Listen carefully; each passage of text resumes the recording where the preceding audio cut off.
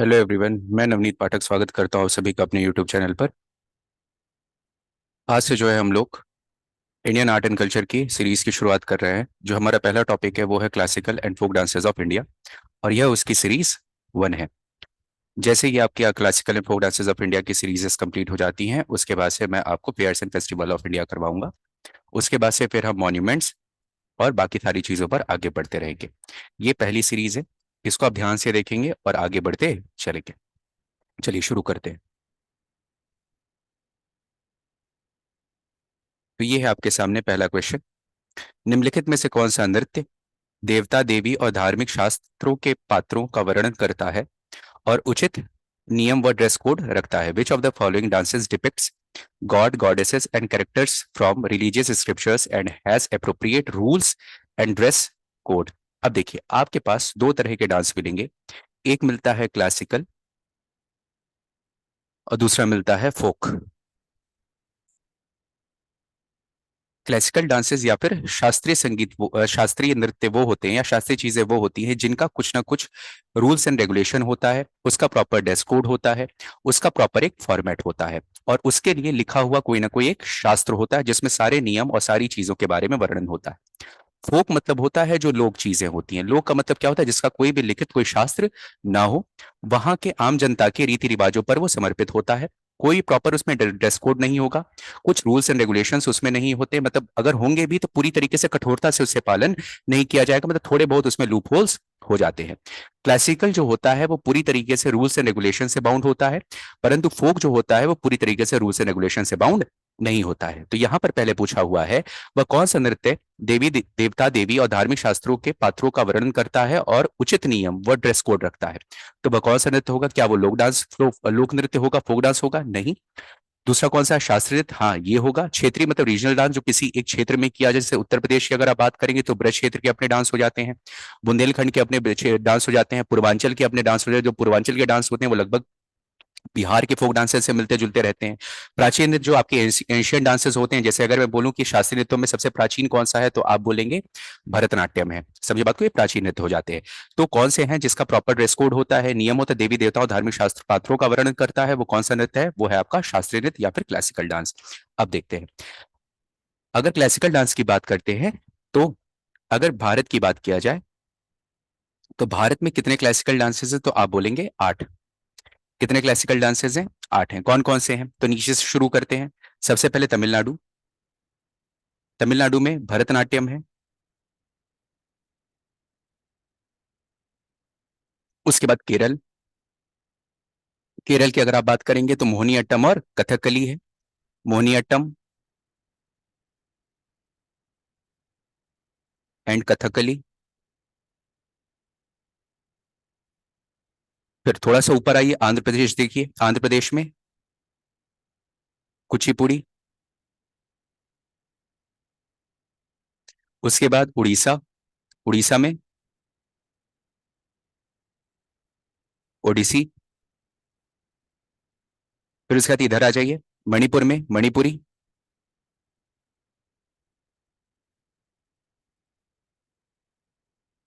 मणिपुर में कौन सा? मणिपुरी। असम में अगर आ जाएंगे तो असम में सत्रिया।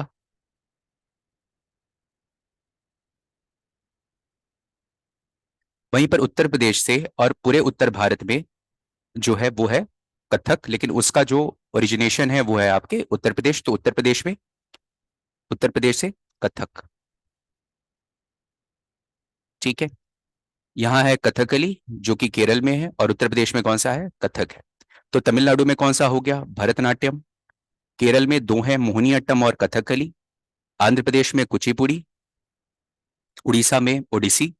मणिपुर में मणिपुरी। असम में सत्रिया और उत्तर प्रदेश में कथक। ये आपके 8 है।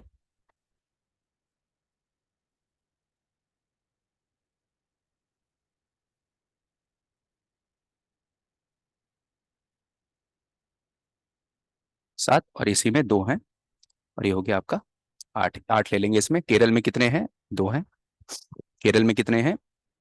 2 हैं। ठीक है बात। तो कुल मिलाकर के कितने हो गए आपके? 8 हो गए। फिर से याद कर लीजिए।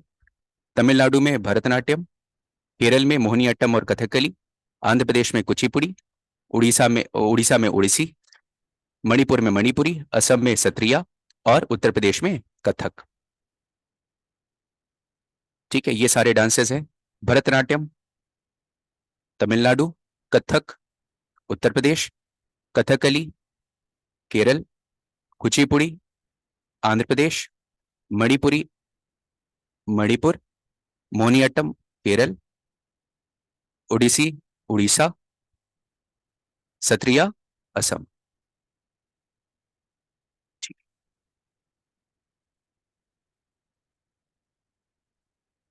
इस प्रकार के नृत्य को किसी विशेष व्यक्ति या क्षेत्र की परंपरा का हिस्सा माना जाता है और यह किसी समुदाय, स्थान या जाति से संबंधित होता है।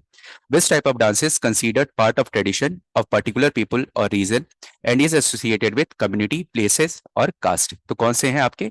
क्या शास्त्रीय होगा? नहीं। कौन सा होगा? Folk dances. ठीक है बात।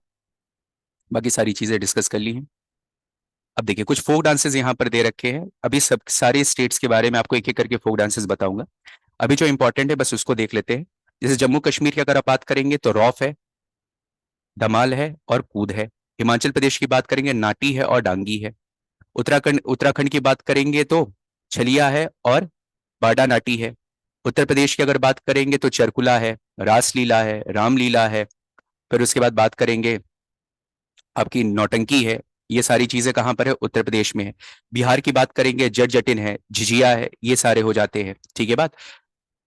फिर उसके बाद त्रिपुरा की बात करेंगे होजागिरी है। फिर उसके बाद मिजोरम की बात करेंगे चिराव नृत्य है, बॉम्बू डांस है। नागालैंड की बात करेंगे चांगलो है। असम की बात करेंगे बिहू है, फोक डांस है, और सत्रिया उसका क्लासिकल डांस है। अरुणाचल प्रदेश की बात करेंगे तो बोडो छाम है। ठीक है। मध्य प्रदेश की बात करेंगे मटकी है, गणगौर है। उड़ीसा की बात करेंगे उड़ीसी है, घुमरा है, रॉक मार नाचा है। फिर उसके बाद आंध्र प्रदेश की बात करेंगे तो क्लासिकल कौन सी है? कुचिपुड़ी है। फिर विलासनी नाट्यम है। तमिलनाडु का भरतनाट्यम है। केरल का कौन सा है? कथकली और मोहिनीअट्टम है। फिर उसके बाद कर्नाटक की बात करेंगे तो कुनीथा है और यक्षगान है। बहुत इंपॉर्टेंट है कुनीथा और यक्षगान। गोवा की बात करेंगे फुगाडी है। महाराष्ट्र की बात करेंगे लावनी है, तमाशा है। गुजरात की बात करेंगे डांडिया है, गरबा है। राजस्थान की बात करेंगे घूमर है, कालबेलिया है और कठपुतली है। पंजाब की बात करेंगे भांगड़ा है। ये तो कुछ इंपॉर्टेंट मैंने बताए हैं। बहुत सारे क्वेश्चन से भी डिस्कस करूंगा, लगभग 300 क्वेश्चन आपके साथ डिस्कस करूंगा मैं इसके। और उन 300 क्वेश्चन के अलावा आपको कुछ भी और पढ़ने की आवश्यकता नहीं होगी। अभी तो शुरुआत कर रहे हैं, इससे ज्यादा मैं आपके ऊपर लोड नहीं डालूंगा। ठीक है बात। तो एक बार इसको देख लीजिएगा, ज्यादा उस पर दिमाग अभी नहीं लगाना। क्वेश्चन के साथ बहुत सारी चीजें आपको क्लियर हो जाएंगी। ठीक है। अब देखिए, नाटकीय कला पर प्रसिद्ध ग्रंथ नाट्यशास्त्र किसके द्वारा लिखा गया था? Natyashastra, the famous treatise on dramatic art, was written by Bharat Muni, Harshvardhan, Vishnu Sharma या कालिदास। तो कौन कौन है इसके? भरत मुनि, हर्षवर्धन, विष्णु शर्मा या फिर कालिदास। तो इसका जो सही आंसर है वो है आपका भरत मुनि। भरत मुनि द्वारा लिखा हुआ नाट्यशास्त्र, जिसको पंचम वेद की भी संज्ञा दी गई है। चार वेद है आपके पास, ऋग्वेद, यजुर्वेद, सामवेद और अथर्ववेद। कहा जाता है ऋग्वेद से हाइम्स लेकर के, यजुर्वेद से उसके उसके जो मूवमेंट्स हैं उसको लेकर के, सामवेद से गाना लेकर के, और अथर्ववेद से इमोशंस लेकर के पांचवें वेद की रचना की गई थी, जिसे बोला जाता है नाट्यशास्त्र। और इसको पंचम वेद की संज्ञा दी गई है भरत मुनि के द्वारा। तो पंचम वेद अगर आपसे पूछे कौन सी है तो वो नाट्यशास्त्र है। नाट्यशास्त्र ओल्डेस्ट टेक्स्ट है जो कि आपके डांस के बारे में बताता है। तो भरत मुनि ने इसको लिखा है। हर्षवर्धन की अगर आप बात करते हैं तो वर्धन वंश के बारे में आपने देखा होगा, और इनके द्वारा लिखी हुई तीन रचनाएं हैं। कौन कौन सी हैं? रत्नावली, प्रियदर्शिका, प्रियदर्शिका और नागानंद, नागानंद। ये तीन रचनाएं हर्षवर्धन द्वारा लिखी हुई। विष्णु शर्मा का आपको पता ही है, विष्णु शर्मा द्वारा लिखी हुई कौन सी है? पंचतंत्र। पंचतंत्र। कालिदास की बात करेंगे तो अभिज्ञान शकुंतलम, अभिज्ञान शकुंतलम।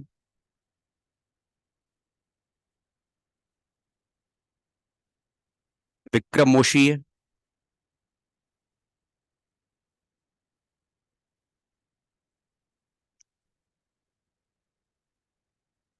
रघु वंश,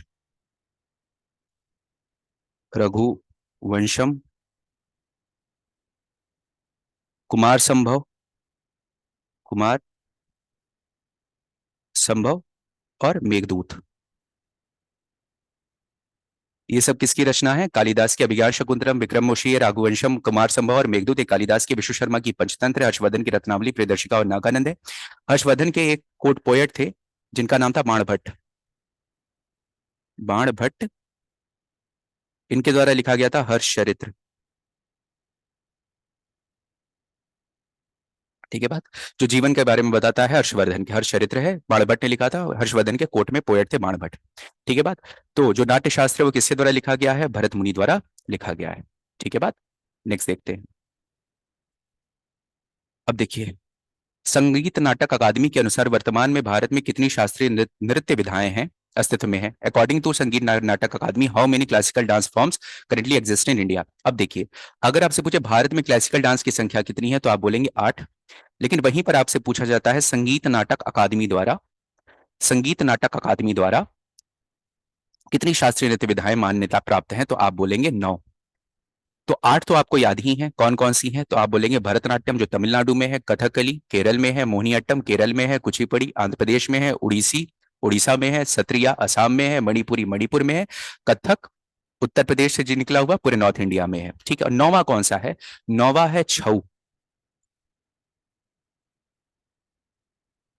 नौवा कौन सा है? छऊ। अब ये छऊ जो है ना वो 3 प्रकार का है। छऊ जो है वो 3 प्रकार का है। कौन कौन सा है? पहला है पुरुलिया छऊ, पुरुलिया छऊ। दूसरा है सराय केला छऊ, सराय केला छऊ। तीसरा है आपका मयूरभंज छऊ, मयूरभंज छऊ। पुरुलिया छऊ कहां पर? वेस्ट बंगाल में, पुरुलिया जिले में। सरायकेला कहां पर? झारखंड में, झारखंड में। और मयूरभंज जो है वो है उड़ीसा में, मयूरभंज जो है वो है उड़ीसा में। ये 3 छऊ हैं और तीनों की अलग अलग तरीके हैं डांस के। तो संगीत नाटक अकादमी द्वारा कितनी कितने आपके शास्त्रीय नृत्यों की मान्यता दी गई है उनके अस्तित्व में है संगीत नाटक अकादमी के अनुसार? तो आप बोलेंगे 9। लेकिन वैसे अगर पूछता है कि भारत में कितने क्लासिकल डांसेस हैं तो आप बोलेंगे 8। लेकिन संगीत नाटक अकादमी द्वारा कितने मान्यता प्राप्त है? 9 है। तो इसका सही आंसर क्या है? 9 है। वैसे कितने हैं? 8 है। 8 कौन कौन से हैं? भरतनाट्यम, कथकली, मोहिनीअट्टम, कुचिपुड़ी, उड़ीसी, सत्रिया, मणिपुरी, कथक। और 9वां कौन सा हो जाता है? छऊ। कौन सा हो जाता है? छऊ। ठीक। ठीक है। अब पहला कौन सा है? छऊ डांस है, ये कहाँ का है? पुरुलिया का। नेक्स्ट कौन सा है? वो है आपका मयूरभंज छऊ। ये कौन सा छऊ है? मयूरभंज छऊ है। और लास्ट कौन सा है? सरायकेला छऊ। ये कौन सा छऊ है? सरायकेला। ये कौन सा है? पुरुलिया। ये कहां पर होता है? वेस्ट बंगाल में। यहां पर लिख देता हूं, ये कहां पर होता है? वेस्ट बंगाल में। ये मयूरभंज छऊ है, ये कहां पर होता है? उड़ीसा में, उड़ीसा में। ये कहां पर होता है? ये कौन सा? सरायकेला छऊ, ये है झारखंड में, झारखंड में। अब इन तीनों को देखिए और कुछ अंतर बताइए। छऊ का मतलब होता है छाया, छाया मतलब होता है मुखौटा। देखिए यहां पर भी मुखौटा पहना गया, यहां पर भी मुखौटा पहना गया है, यहां पर भी मुखौटा पहना गया, यहां पर भी मुखौटा पहना गया है। पर ये जो मयूरभंज है, मयूरभंज छऊ, इस मयूरभंज छऊ में मुखौटा का प्रयोग नहीं किया जाता है। तो ये भी पूछेगा वो कौन सा एक छऊ नृत्य है जिसमें मुखौटे का प्रयोग नहीं किया जाता है, वो कौन सा है? मयूरभंज। बाकी चाहे पुरुलिया छऊ होगा, चाहे आपका सरायकेला छऊ होगा, पुरुलिया छऊ होगा, चाहे वो सरायकेला छऊ होगा, इन दोनों में मुखौटा का प्रयोग किया जाता है। वो कौन सा छऊ है जिसमें मुखौटा का प्रयोग नहीं किया जाता है? मयूरभंज। तो छऊ नृत्य कितने राज्यों में होता है? तो आप बोलेंगे 3 राज्यों में। कौन कौन से हो गए? वेस्ट बंगाल, झारखंड और उड़ीसा। इन सब के नाम कौन कौन से हैं? ये है पुरुलिया, ये कौन सा है? मयूरभंज। और झारखंड वाला कौन सा है? सरायकेला। झारखंड वाला कौन सा है? सरायकेला। इन दोनों में मास्क का प्रयोग होता है, लेकिन उड़ीसा वाले में मास्क का प्रयोग नहीं होता है। ये थोड़ा सा मार्शल आर्ट के लिए होता है। ठीक है, देखने से ही लग रहा है आपको उड़ीसा वाले, मयूरभंज वाले में। ठीक है। नेक्स्ट देखते हैं। नेक्स्ट क्वेश्चन, निम्नलिखित में से कौन सा शास्त्रीय नृत्य है? ठीक है, देखते हैं इसमें से कौन सा शास्त्रीय नृत्य है। गरबा की बात करते हैं तो गरबा एक फोक डांस है। किसका? गरबा एक फोक डांस है, कहाँ का? तो आप बोलेंगे गुजरात का। गरबा फोक डांस है कहाँ का? गुजरात का। छऊ की अगर बात करते हैं, लेकिन यहाँ पर संगीत नाटक अकादमी की बात नहीं की गई है, तो यहां पर हम सिर्फ और सिर्फ आर्ट लेकर के चलेंगे। तो छऊ की अगर बात करेंगे तो वो संगीत नाटक अकादमी द्वारा है, या फिर आपका जो सांस्कृतिक मंत्रालय है उसके द्वारा इसको मान्यता प्राप्त है। लेकिन भारत की अगर मान्यता देखेंगे तो कितने हैं, 8 ही हैं। तो छऊ कितने प्रकार के हो गए, 3 प्रकार के हो गए। लेकिन वहीं पर भरतनाट्यम दिया जाए तो ओल्डेस्ट क्लासिकल डांस अगर पूछा जाता है तो भरतनाट्यम है। ठीक है बात। ओल्डेस्ट क्लासिकल डांस कौन सा है, तो भरतनाट्यम है। कहां पर होता है, ये तमिलनाडु में। वहीं पर भांगड़ा की अगर बात करते हैं तो ये भी फोक डांस है। कहाँ का है, ये पंजाब का है। फोक डांस है, कहाँ का है, ये पंजाब का है। ठीक है बात। तो इसका सही आंसर क्या हो गया, भरतनाट्यम। अगर छऊ और भरतनाट्यम में कहा जाए तो 8 तो आपको पहले से याद है, तो इन 8 को पहले आप प्रायोरिटी देंगे। उसके बाद से अगर नहीं होता है तो फिर 9वें पर जाएंगे, जो है आपका छऊ। समझ में आई बात। अगर मान लीजिए गरबा दिया हुआ है, छऊ दिया हुआ है, लावड़ी दे दिया और उसका भांगड़ा दे दिया, तो लावड़ी की जगह पर फिर आप किसके साथ चले जाएंगे, छऊ चले जाएंगे, क्योंकि इस प्रश्न में छिपा हुआ कौन सा शब्द है, संगीत नाटक अकादमी वाला। ठीक है बात। तो क्वेश्चन देख करके या फिर ऑप्शंस देख करके आप कायदे से उसका जवाब देंगे। क्वेश्चन नंबर 6, निम्नलिखित में से कौन सा भारतीय भारतीय के सभी शास्त्रीय नृत्य नृत्य रूप में सबसे पुराना है। विच of the following is the oldest of all the classical dance form of India. तो ओल्डेस्ट कौन सा है, तो ओल्डेस्ट अगर मैं सीक्वेंस इसका बताऊं तो शुरुआत में 4 को ही मान्यता मिली थी। वो कौन कौन से हैं, तो पहला है आपका भरतनाट्यम, भरतनाट्यम ओल्डेस्ट है। उसके बाद कथकली, कथकली, उसके बाद कथक और मणिपुरी, मणिपुरी। शुरुआत में इन 4 को ही मान्यता मिली, फिर उसके बाद मान्यता मिली कुचिपुड़ी और उड़ीसी को, कुचिपुड़ी और उड़ीसी को। उसके बाद मान्यता मिली मोहिनी अट्टम को, मोहिनी अट्टम को। और सन 2000 में 15 मार्च सन 2000 को, और सबसे नवीनतम जो मान्यता मिली है क्लासिकल डांस की वो मिली है आपके सत्रिया को, सत्रिया को। तो ये सीक्वेंस याद रखेंगे। ओल्डेस्ट कौन सा है, भरतनाट्यम। इसी का उल्लेख जो है आपके भरत मुनि के नाट्य शास्त्र में मिलता है। उसके बाद कथकली है केरल का, फिर कथक है उत्तर प्रदेश से जिसका ओरिजिन हुआ है और नॉर्थ इंडिया में पूरा है। फिर उसके बाद मणिपुर का मणिपुरी है, ठीक है, मणिपुरी है। फिर उसके बाद कुचिपुड़ी आंध्र प्रदेश, उड़ीसी उड़ीसा, फिर मोहिनीअट्टम केरल का, फिर असम का सत्रिया। सबसे नवीनतम क्लासिकल डांस हमारा कौन सा है, सत्रिया है। निम्नलिखित कौन सा भारतीय में सबसे सभी शास्त्रीय नृत्य रूप में सबसे पुराना है, सबसे पुराना कौन सा है इसमें, भरत नाट्यम। कौन सा है सबसे पुराना, भरतनाट्यम। और सबसे नवीनतम कौन सा है, तो आप बोलेंगे सत्रिया। कौन सा है, सत्रिया। ठीक है, सबसे नवीनतम कौन सा है, सत्रिया। चलिए नेक्स्ट देखते हैं। भरतनाट्यम की उत्पत्ति किस राज्य से हुई है, Bharatanatyam originate from which state. ये जल्दी से बता देंगे आप लोग, कहां पर है, तमिलनाडु। कहां पर है, तमिलनाडु। ठीक है, नेक्स्ट देखते हैं। क्वेश्चन नंबर 8, किस स्वतंत्रता सेनानी के प्रयासों से भरतनाट्यम नृत्य शैली को पुनर्जीवित किया गया था।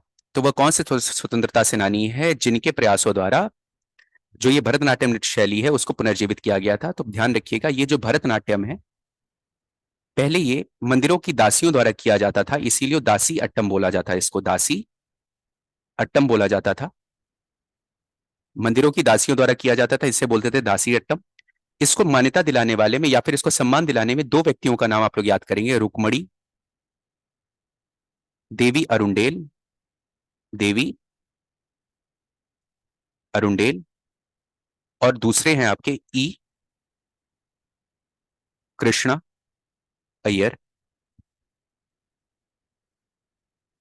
ई कृष्णा अय्यर ये स्वतंत्रता सेनानी थे, और रुक्मणी देवी अरुंडेल वो क्या थी, वो एक भरतनाट्यम की क्लासिकल डांसर थी। इन दोनों के अथक प्रयासों के द्वारा भरतनाट्यम को पुनर्जीवित किया गया, रिवाइव किया गया, इसको समाज में सम्मान या फिर मान्यता दिलवाई गई, और ये हमारा ओल्डेस्ट क्लासिकल डांस बना। तो इसका सही आंसर कौन सा हो जाएगा, ई कृष्ण अय्यर। ये है आपके ई कृष्ण अय्यर साहब। ठीक है, ये उनके डांस के फॉर्म है। ठीक है, अब इसमें जो ऑप्शन दिए हुए हैं ध्यान से देखेंगे। पहला है सी राजगोपालाचारी, इनके बारे में तो आपको पता होगा, last governor general of India है। फिर वहीं पर सुब्रमण्यम भारती की अगर बात करेंगे तो ये है तमिल पोएट, इनको महाकवि भारतियार भी कहा जाता है। सुब्रमण्यम भारती को क्या कहा जाता है, तमिल पोएट हैं ये, इनको महाकवि भारतियार भी कहा जाता है। वीओ चिदम्बरम पिल्लई जो है ये आपके फ्रीडम फाइटर थे, तमिलनाडु के राजनेता और स्वतंत्रता सेनानी थे, और ये बाल गंगाधर तिलक के शिष्य थे। बीओ चिदम्बरम पिल्लई, इनकी बात करेंगे तो स्वतंत्रता सेनानी थे। ये कृष्ण ये अय्यर भी स्वतंत्रता सेनानी थे, लेकिन इनका जो संबंध है चिदम्बरम पिल्लई का चिदम्बरम पिल्लई का, वो तमिलनाडु से ही हैं, परंतु ये सिर्फ और सिर्फ स्वतंत्रता सेनानी थे और बाल गंगाधर तिलक के शिष्य थे। ई कृष्ण ये स्वतंत्रता सेनानी भी थे और इन्होंने इन्होंने भरतनाट्यम को पुनर्जीवित में अपना अथक प्रयास किया था। तो अथक प्रयास की अगर बात करेंगे तो दो लोगों का नाम याद करेंगे, पहला रुक्मणी देवी अरुंडेल और ई कृष्ण अय्यर। ये दोनों लोगों का नाम पूछा जाता है कि रुक्मणी देवी अरुंडेल किस नृत्य विधा से जुड़ी हुई है, तो भरतनाट्यम। ई कृष्ण अय्यर किस नृत्य विधा से जुड़े हुए हैं, तो आप बोलेंगे आपके भरतनाट्यम से जुड़े हुए हैं। ठीक। नेक्स्ट क्वेश्चन, क्वेश्चन नंबर 9, वही सेम क्वेश्चन। रुक्मणी देवी अरुंडेल निम्नलिखित में से किस नृत्य शैली से जुड़ी हुई हैं, तो क्या कथक से है? नहीं। उड़ीसी से है? नहीं। कुचिपुड़ी से? नहीं। भरतनाट्यम से। भरतनाट्यम को पुनर्जीवित करने में, रिवाइव करने में किसका योगदान है? दो लोगों का नाम याद करेंगे, रुक्मणी देवी अरुंडेल और ई कृष्ण अय्यर का नाम याद करेंगे। ठीक है बात। और भी बहुत सारे नाम मैं धीरे धीरे आपको याद करवाता रहूंगा, तो परेशान नहीं होना, जितना अभी आपके सामने आ रहा है बस उसको दिमाग में बैठाते चले जाइए। ठीक है, ये है आपकी रुक्मणी देवी अरुंडेल। ठीक है, निम्नलिखित में से कौन सा नृत्य अग्नि तत्व का प्रतीक है? ये बहुत बढ़िया क्वेश्चन है। ठीक है बात, इसको समझते हैं। देखिए, अब जैसे 5 तत्व माने गए हैं, उन्हीं 5 तत्वों से कोई भी इंसान होता है या कोई भी जीव होता है, उसकी रचना होती है। तो जैसे पहला है आपका अर्थ। अर्थ मतलब पृथ्वी। पृथ्वी को डेडिकेट कौन सा डांस करता है? वो है कुचिपुड़ी। पृथ्वी को कौन सा डेडिकेट करता है डांस? कुचिपुड़ी। उसके बाद दूसरा आता है वाटर। वाटर की अगर बात करेंगे तो ये है उड़ीसी। वाटर की अगर बात करेंगे तो कौन सा है? उड़ीसी। एयर की अगर आप बात करते हैं, वायु की अगर आप बात करते हैं, तो वो है मोहिनी अट्टम। मोहिनी अट्टम, एयर के लिए मोहिनी अट्टम। अगर आप फायर की बात करते हैं, अग्नि की बात करते हैं, तो ये है भरतनाट्यम। भरतनाट्यम, भरतनाट्यम। उसके बाद स्काई की अगर आप बात करेंगे, 5 तत्व जो है, स्काई की अगर आप बात करेंगे, आकाश की बात करेंगे, तो वो है कथकली। कथकली। ठीक है बात। तो ये 5 तत्व हैं जिसको आपको दिमाग में रखना है। तो यहां पर क्या पूछा गया है? निम्नलिखित कौन सा नृत्य अग्नि तत्व? अग्नि तत्व का कौन सा है? भरतनाट्यम। अग्नि तत्व का कौन सा है? भरतनाट्यम। कुचिपुड़ी किसका है? तो आप बोलेंगे अर्थ का है। कथकली किसका है? तो ये है स्काई का। मोहिनीअट्टम किसका है? मोहिनीअट्टम किसका है? तो ये है एयर का। वाटर का कौन सा है? उड़ीसी है। वाटर का कौन सा है? उड़ीसी है। तो ये क्वेश्चन आप दिमाग में रखिएगा, क्वेश्चन नंबर 10। उसके बाद आता है क्वेश्चन नंबर 11। यामिनी कृष्णमूर्ति निम्नलिखित में से किस क्षेत्र से हैं, संबंधित हैं? Yamini Krishnamurti is related to which of the following field? ठीक है, पहली बात तो यामिनी कृष्णमूर्ति किससे जुड़ी हुई है? तो ये है स्पोर्ट्स। क्या वो स्पोर्ट्स से जुड़ी है? नहीं। क्या वो साइंस से जुड़ी है? नहीं। क्या वो राजनीति से है? नहीं। क्या वो शास्त्रीय से? हाँ, शास्त्रीय नृत्य से जुड़ी हुई है यामिनी कृष्णमूर्ति। ये है यामिनी कृष्णमूर्ति जी। और इनकी जो डांस स्टाइल है, या फिर जो जिसकी ये ज्ञाता है, जिसकी ये गुरु है, वो है आपके भरतनाट्यम। भरतनाट्यम एंड कुचिपुड़ी। कुचिपुड़ी। ठीक है, भरतनाट्यम कहाँ का? तमिलनाडु। कुचिपुड़ी कहाँ का? आंध्र प्रदेश का। तो ये दोनों नृत्य विधाओं में ये पारंगत हैं, शास्त्रीय नृत्य से जुड़ी हुई हैं यामिनी कृष्ण मूर्ति जी। नेक्स्ट आते हैं क्वेश्चन नंबर 12। निम्नलिखित में से किस स्थान में कथक नृत्य की उत्पत्ति हुई? ये आप लोग पढ़ चुके हो। कहां से हुई है? उत्तर प्रदेश। उत्तर प्रदेश से हुई है। नॉर्थ इंडिया में पूरी तरीके से प्रचलित है। केरल की अगर बात करेंगे तो मोहिनीअट्टम है और कथकली है। उड़ीसा की बात करेंगे तो ओडिसी है। आंध्र प्रदेश की बात करेंगे तो कुचिपुड़ी है। ठीक है बात। Question number 13। किसके संरक्षण में, किसके संरक्षण में कथा, कथा नहीं है। ठीक है बात। ये है कथक। कथक। कथक प्रमुख कला के रूप में विकसित हुआ था। Under whose patronage did narrative, narrative नहीं, वही नैरेटिव इसका मतलब ही होता है। कथक का मतलब होता है, कथक का मतलब होता है कथा कहना। कथा कहना। ठीक है बात। तो नैरेटिव या फिर कथक डेवलप हुई है तो किसके काल में हुई थी? तो अवध के नवाब थे वाजिद अली शाह। वाजिद अली शाह, उनके काल में ये डेवलप हुआ था। नवाब वाजिद अली शाह के काल में डेवलप हुआ था। अगर वाजिद अली शाह की बात करते हैं तो यह आपके अवध के आखिरी नवाब थे। ठीक है बात। इनकी बेगम थी बेगम हजरत महल। ठीक है बात। इनको यहां से रवाना कर दिया जाता है, फिर बेगम हजरत महल 1857 की क्रांति में यहां पर नेतृत्व करती हैं। ठीक है बात। सुजाउद्दौला के बारे में आपको पता होगा। सुजाउद्दौला जो था वो आपका बैटल ऑफ बक्सर में आए थे, ये भी अवध के नवाब थे। सिराजुद्दौला जो थे वो बैटल ऑफ प्लासी में थे। सिराजुद्दौला बैटल ऑफ प्लासी में थे। शुजाउद्दौला अवध के नवाब थे। सिराजुद्दौला बंगाल के नवाब थे। अकबर की आपको पता ही है मुगल बादशाह थे। ठीक है, फिर उसके बाद ये सब इतिहास में करवाऊंगा तो परेशान होना नहीं है, बस नाम आया है तो थोड़ा थोड़ा उनके बारे में बताते जा रहा हूँ। Question number 14। लेडी लीला सोखी का संबंध किस नृत्य से है? Lady Leela Sokhey is related to which which dance? तो लेडी लीला सोकी का एक और नाम है जिसको बोला जाता है मैडम मेनका। मैडम मेनका कई बार पेपर में आया हुआ है, मैडम मेनका। इनका जो लाइफ स्पैन था वो 1899 से लेकर के 1947 तक था। ठीक है बात। ये बंगाल की रहने वाली थी, बंगाल की रहने वाली थी। ठीक है बात। इनको लेडी रॉय भी कहा जाता है, तो लेडी रॉय, जैसे इनका नाम था लीला रॉय, तो या तो लेडी लीला सुखी बोलेगा, लेडी रॉय बोलेगा, या फिर मैडम मेनका बोलेगा। ठीक है बात। तो ये किससे जुड़ी हुई हैं? ये जुड़ी हुई हैं कथक से। ये किससे जुड़ी हुई हैं? कथक से। ये है लेडी लीला सोखी, बंगाल की रहने वाली थी, तो ये कथक से जुड़ी हुई हैं। ठीक है बात। ठीक बात। अब उसके बाद बिरजू महाराज का संबंध किस शास्त्र नृत्य से है? तो बिरजू महाराज हो गए, लच्छू महाराज हो गए, अच्छन महाराज हो गए, बिंदादीन हो गए। ठीक है बात। कालका प्रसाद हो गए, ठाकुर प्रसाद हो गए। जो सबसे बड़े थे ठाकुर प्रसाद जो थे वह आपके नवाब वाजिद अली शाह के काल में थे। तो नवाब वाजिद अली शाह को कथक में पारंगत किसने किया था? ठाकुर प्रसाद ने किया था, उनके समय के हैं। और उन्हीं के वंश में ये सारे आते हैं। बिंदादीन हो गए, कालका प्रसाद हो गए, फिर लच्छू महाराज हो गए, बिरजू महाराज हो गए, अच्छन महाराज हो गए। तो ये सारे किससे जुड़े हुए हैं? ये सब जुड़े हुए हैं कथक से। किससे जुड़े हुए हैं? कथक से। किससे जुड़े हुए हैं? कथक से जुड़े हुए हैं। ठीक है बात। तो बिरजू महाराज का संबंध किस शास्त्रीय नृत्य से है? तो कथक से। ये है पंडित बिरजू महाराज। शास्त्रीय नृत्य के रूप में कुचिपुड़ी किस भारतीय राज्य से संबंधित है? तो कुचिपुड़ी किस राज्य से संबंधित है? तो आप बोलेंगे आंध्र प्रदेश। कुचिपुड़ी कहां से संबंधित है? आंध्र प्रदेश। Question number 17। कुचिपुड़ी का नाम आंध्र प्रदेश के निम्नलिखित में से किस गांव से लिया गया है? तो ये लिया गया है कुचेलपुरम से। किससे लिया गया है? कुचेलापुरम गांव है, तो वहां से इस नाम को डिराइव किया गया है। कुचिपुड़ी का नाम आंध्र प्रदेश के निम्नलिखित किस गांव से लिया गया है? कुचेलापुरम नामक गांव से लिया गया है। 18। अब दो व्यक्ति हैं यहाँ पर, दो लोग हैं, राधा रेड्डी और राजा रेड्डी का संबंध निम्नलिखित में से किसने से है? तो राधा रेड्डी और राजा रेड्डी किससे संबंधित हैं? तो आप बोलेंगे ये संबंधित है कुचिपुड़ी से।